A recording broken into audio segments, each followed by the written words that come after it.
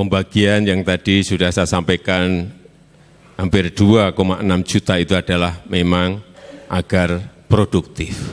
Dan sekali lagi kita tidak memberikan kepada yang gede-gede. Saya tahu Pak Prabowo memiliki lahan yang sangat luas di Kalimantan Timur. Mohon maaf.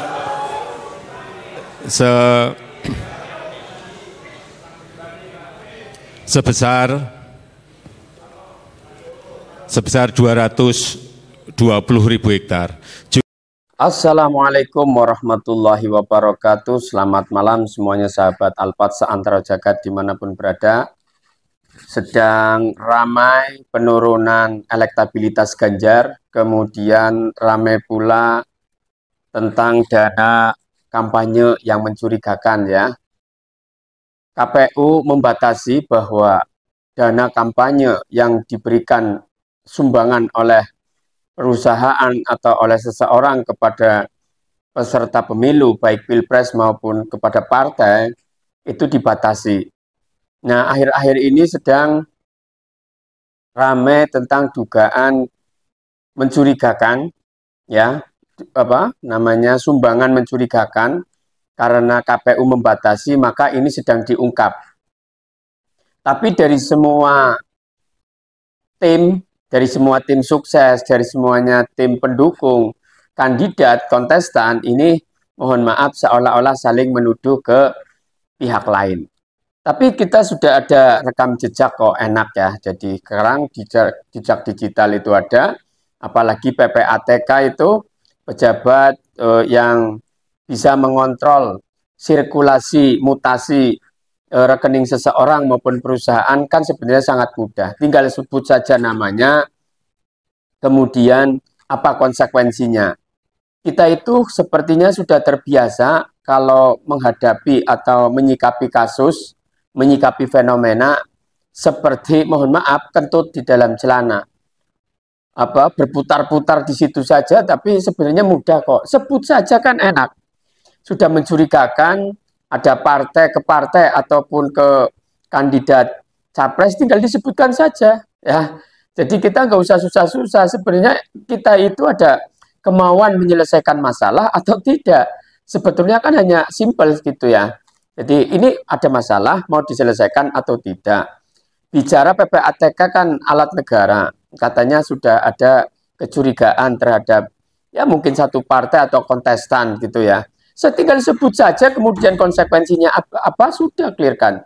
Jadi jangan kita biasakan itu suka cuman bikin berita, kemudian akhirnya liar penafsiran-penafsiran yang akhirnya nggak ada jelasnya. Ini katanya ya ada yang mencurigai ada mafia di bidang tambang dan lain sebagainya ya. Jadi kita itu sebenarnya mau menyelesaikan masalah atau tidak sih? Ya, jadi mudahlah. Sebenarnya mudah. Kemudian ini ada lagi masalah Pak Ganjar Pranowo yang elektabilitasnya turun terus. Ini tadi di Kompas saya melihat ya, di Kompas itu melihat bahwasanya ada acara mereaksi tentang elektabilitas masing-masing kandidat. Ada yang penurunan, ada yang naik, ada yang turun. Itu setelah debat Capres kemarin ya. Dan tentunya sekali lagi ini memang di luar dugaan. Pak Anies Baswedan sepertinya memang ada arah ya, menjemput takdirnya itu sepertinya segera terrealisasi. Apa itu penyebabnya? Ya macam-macam, banyak faktor. Ya, di satu sisi mohon maaf, ini antara semangat yang dibawa koalisi perubahan dengan kontestannya itu nyambung. Ya, kemudian apalagi di tempat lain Pak Ganjar kemarin saat debat itu ya silahkanlah nilai sendiri ya. Toh ternyata memang yang para pengamat politik dan lain sebagainya itu menilainya seperti itu ya. Ada penurunan bagi Ganjar. Kemudian di Prabowo ini tinggal nanti menunggu kita debat cawapresnya ya. Saya kira ketiga-tiganya berpotensi menang dan berpotensi kalah, berpotensi memalukan dan berpotensi memukaukan ya.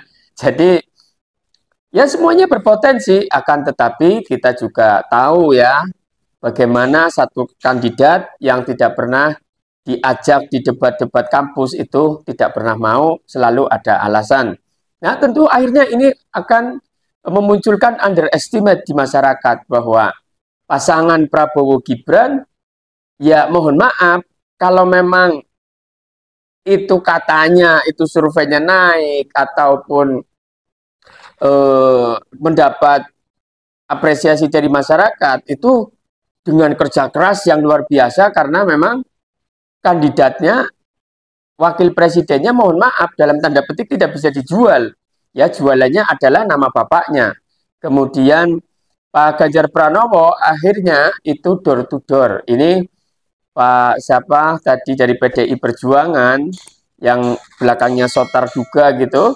Itu ternyata akhirnya mereka Pak PDI Perjuangan itu mempunyai siasat, mempunyai teknik, yaitu mendekati masyarakat secara langsung.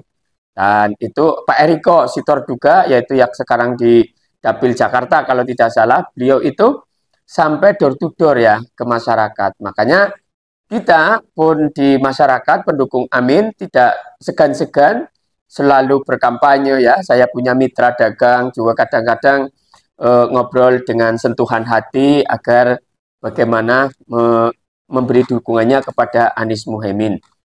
Ya, tentunya kita pengen perubahan dan mohon maaf, Pilpres seharusnya atau kontestasi apapun seharusnya harus fair play, kemudian jangan membawa nama-nama kekuasaan sebelumnya. Karena kekuasaan sebelumnya yang masih berkuasa itu masih mempunyai instrumen untuk memajukan endorsement yang di-endorse ya. Beda dengan Pak SBY dulu. Pak SBY saat sudah mau selesai kepemimpinannya, beliau walaupun ada besannya Hatta Rajasa yang berpasangan dengan Prabowo Subianto, tapi benar-benar Pak SBY itu tidak memberikan privilege kepada Pak Hatta Rajasa. Akhirnya yang dimenangkan adalah Pak Joko Widodo. Saya yakin jika tidak ada instrumen-instrumen kekuasaan yang benar-benar mengusahakan satu kontestan dari kekuasaan, saya yakin seyakin-yakinnya Anies Muhaimin lah yang menang. Insya Allah nasrun minallah wa fathun qorib. Assalamualaikum warahmatullahi wabarakatuh. Jangan lupa subscribe, like, comment, and share. Sampai jumpa.